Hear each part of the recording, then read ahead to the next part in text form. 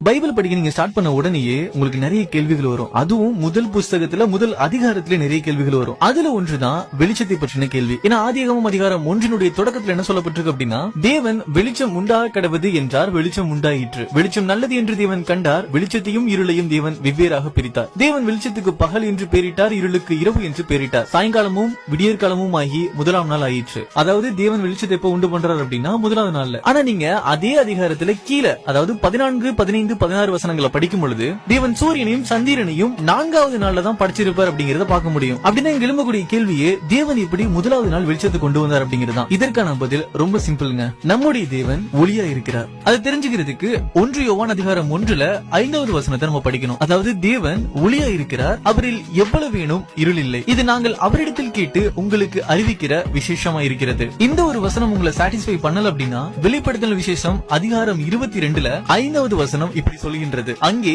ராக்காலம் இராது, விளக்கும் சூரியனுடைய வெளிச்சமும் அவர்களுக்கு வேண்டுவதில்லை, தேவனாகிய கர்த்தரே அவர்கள் மேல் பிரகாசிப்பார், சதா காலங்களிலும் அரசாளுவார்கள். இந்த வசனம் தெளிவா சொல்லுது, வெளிச்சத்துக்கு சூரியன் தேவையே கிடையாது, நம்முடைய தேவனாகிய கர்த்தர் மட்டுமே போதுமானவர். இதுதான் ஆதியாகமத்துல வெளிச்சத்தை குறித்த கேள்விக்கான பதில்.